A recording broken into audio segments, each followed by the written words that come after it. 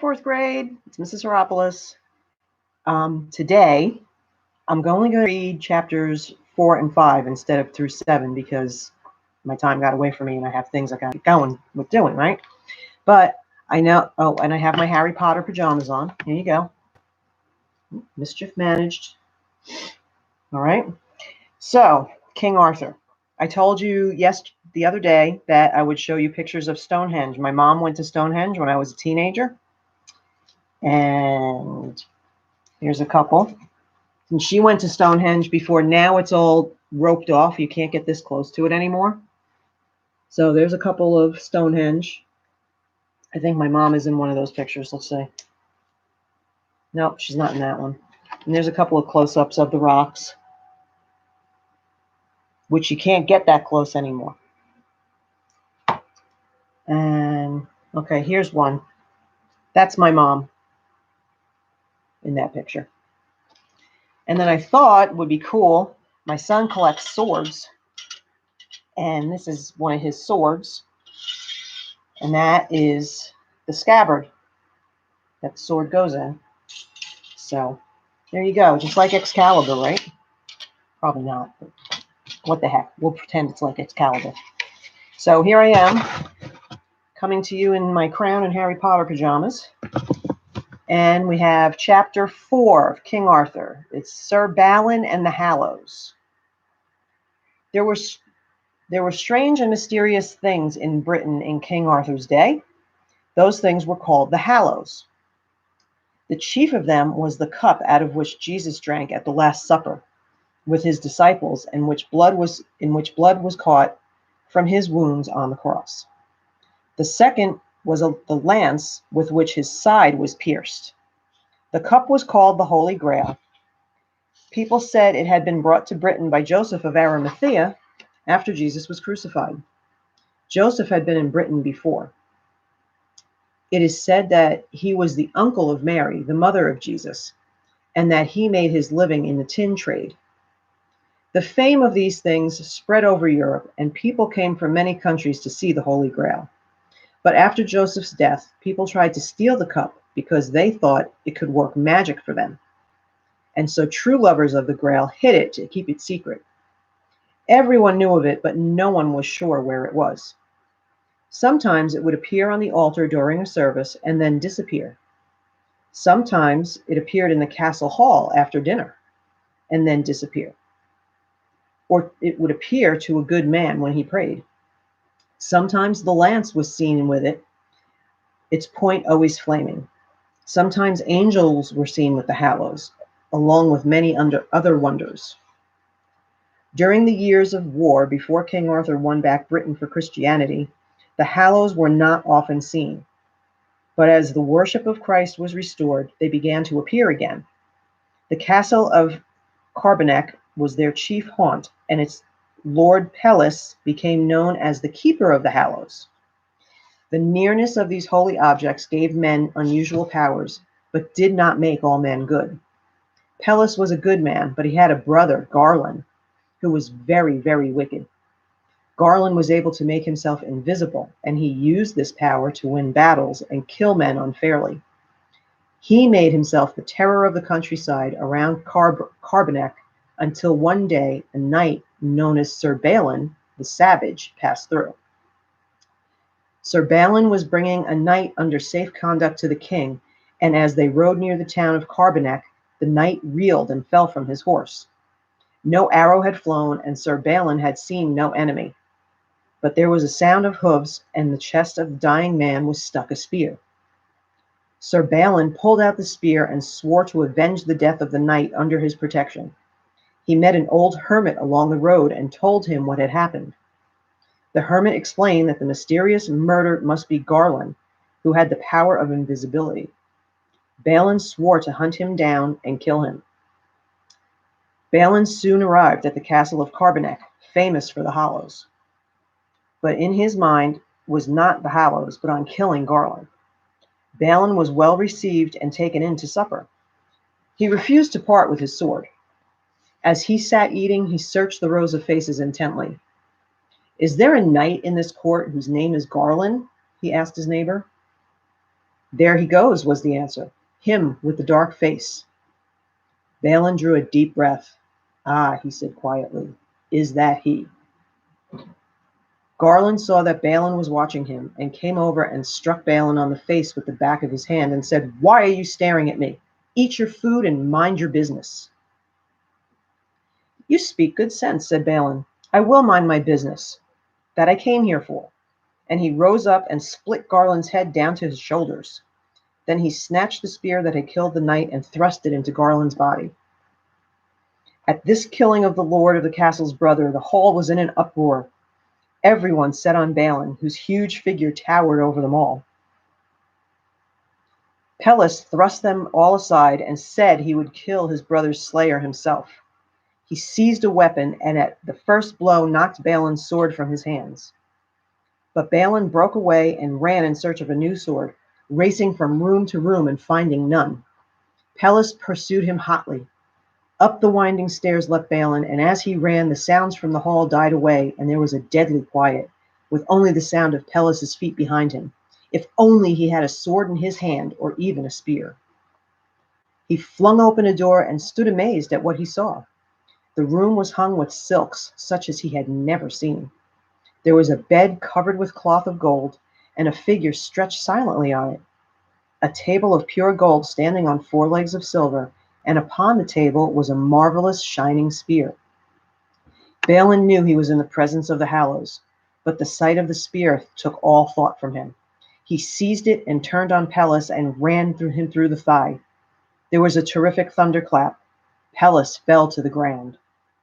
Crash followed crash, and the walls and the roof of the castle came toppling down. The ceiling of the room fell in and buried both Balin and Pelles in the ruins. After 3 days, Merlin came and rescued Balin from the ruins. Merlin told Balin that the wound he had given Pelles was a dolorous blow, and that he would suffer for it. For the spear he had used was the spear with which Christ had been pierced on the cross, and Balin had used a heavenly object for his own earthly needs. Merlin explained that it was Joseph of Arimathea who lay on the bed of gold. Pelles was one of Joseph's family, so he had become keeper of the Hallows. The presence of the holy objects had preserved the body of Joseph all these years. Until now, the Hallows had kept themselves apart from the world. But Balin had involved the holy spear in an earthly quarrel. The first results had been wounding of Pelles, the destruction of the castle, and the coming of sudden death and disaster all over the countryside. Merlin told Balin to go away, for no one could heal Pelles' wounds for the time being. He said that the Hallows would move among men from time to time, and men would be tormented by the glimpse of these heavenly objects. But after years of trouble and sorrow, Prince Galahad would come. He would heal Pelles' wounds and bring the history of the Grail to an end. But until then, there was nothing left for Pelles. Balin reclaimed his sword and went on his way, but he did not live long. That very night, he arrived at the castle. He was told that he could ride no farther unless he fought with a knight who lived on a nearby island and would let no one pass without a challenge. Balin was weary, but he agreed to meet the other knight. He did not know what final grief lay before him. Sir, said a knight, your shield is not good. I will lend you a bigger one. Please take it. Balin took the shield, which did not carry his own device, and went on. That means the device on the shield is the emblem, the little emblem of the person, like a coat of arms. When he came to the island, he embarked his horse and himself on a boat and went over the water.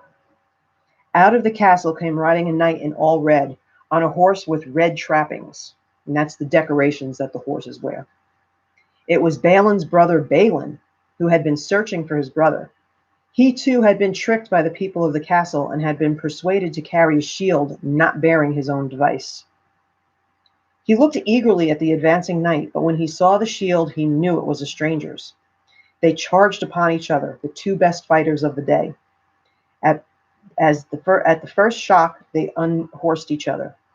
Balin, weary with long riding, was badly bruised, and Balin was the first on his feet. They drew swords and struck each other with tremendous blows, trampling to and fro until the ground was all mud and blood.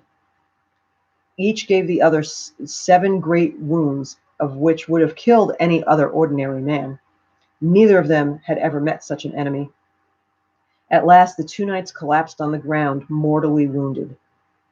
"What is your name?" Sir Balin asked hoarsely, "for until now I had never found any knight who matched me." "My name is Balin, brother to Balin." The world went black before Balin's eyes. He cried out, "O Balin, my brother, you have slain me, and I you." The 2 brothers died side by side, Balin first and Balin later. The next morning Merlin came and took Balin's sword. He told the people of the castle that no one would be able to handle this sword but the best knight of the world, either Sir Lancelot or Sir Galahad, his son. Merlin left the scabbard on the island, and he made a bridge over to it.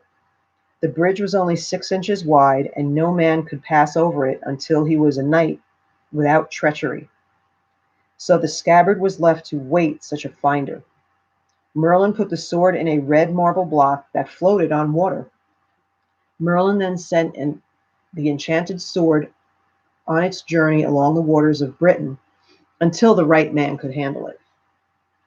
This has a lot of similarities to other stories that you guys know about, right?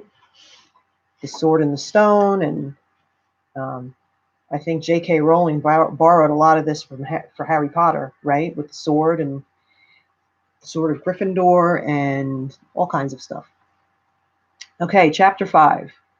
The marriage of Arthur and the founding of the Round Table. King Arthur was now established as King of Britain. However, his law was obeyed only in a small part of his kingdom, because invaders from across the sea held most of it. He had 2 chief cities, Caerleon in Wales and Camelot in the center of England. A smaller town was Carbonek on the coast of South Wales. From these castles, Arthur and his knights began to wage war on the invaders, attacking them continually and giving them no peace. For some years after he became king, the fight to restore order in Britain took up all of King Arthur's attention. But gradually he gathered good knights around him, set up a court and a government, and enforced his rule through the entire kingdom. At last there was happiness and order in cottage and castle.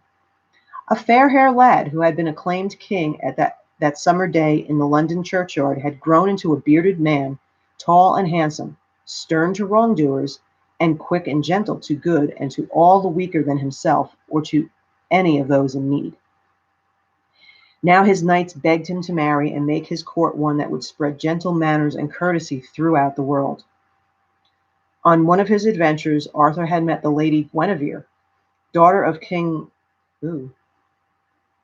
Leodegrance. I might not say that right, sorry. In the land of Camelot. He had never forgotten her, though he had hidden his thoughts in silence. Now he asked Merlin to go with a train of knights to the court of King Leodegrance to ask for the hand of Guinevere for King Arthur. "This is the best news I have ever heard," replied Leodegrance when he heard the request. "I shall send him a present that will please him, for I shall give him the Round Table that Uther Pendragon had given me. When it is fully seated, it holds 150 knights. I have 100 good knights, but I lack 50, for many have been killed during the wars." Here's a picture of King Arthur. Kind of looks like one of the kings on a deck of cards, doesn't he? So they made ready for the journey. When King Arthur heard that Guinevere was coming, his heart was filled with joy. He chose his best friend and chief knight, Sir Lancelot du Lac, to ride to meet her and bring her to Camelot. It was a fine summer morning when the 2 companies met. Guinevere rode on a white horse bridled with gold. She was dressed in green and gold and was more beautiful than any woman in the world. Under a blossoming apple tree she met Sir Lancelot. He was in full armor, but his visor up she could see his face. from the moment they loved each other, and Guinevere knew that her new life would be among friends. The mood of the group journeying to Camelot was gaiety and festive. Every evening tents were put up in a sheltered spot in the woods or valley, and supper was spread on silver dishes on the ground. Sounds like a fancy camping trip. The knights and ladies reclined on cushions while musicians played sweet music under the trees, and a ring of sentries kept guard. Stories were told, or one of the ladies would take a harp and sing. Slowly the light faded and the stars came out, and everyone retired to their tents to sleep in. In the morning, there was a bustle of horses and men, of the striking of tents and wagons being packed, and off the entire company would go, chattering and laughing. Sometimes the best route was by water, when the king sent barges to meet them, and they went gliding along the river with notes of the harpers sounding across the water from one barge to the other. They arrived at Camelot, which some call Winchester, and there Arthur and Guinevere met again under a canopy where the floor was strewn with flowers. The marriage and coronation followed as soon as possible. The round table was set up in the great hall, and seats were made for it. King Arthur had a plan for this table. He meant to have the knights who sat at it sworn to the highest standard of thought and action. It was to represent a perfect world where love and goodness would spread throughout every vein of life in Britain. And there's, let's see, what is that? That's when Arthur meets Guinevere under the tree. Again, kind of looks like a king and queen from a deck of cards, right? When the table was ready, the Archbishop of Canterbury blessed the seats with great ceremony and set each knight in his seat or siege. While this was being done, thunder was heard in the hall and rolling music. Every man's heart was filled with ease and joy, and the king's face was lit with a heavenly light. When the strange sound ceased, Merlin, standing by the king's chair, said to the new knights, "Sirs, you must all rise and come to King Arthur and do him homage." So they rose, and while they were kneeling before the king, each man's name magically appeared as letters of gold upon his siege. There were 3 empty, and over one was written, "The Siege Perilous." If you pay homage to somebody, that means you show them deep respect in a public ceremony. "What does this mean?" asked the king. "Sir," said Merlin, "no man shall sit in those places but 2 of the best fame in any year.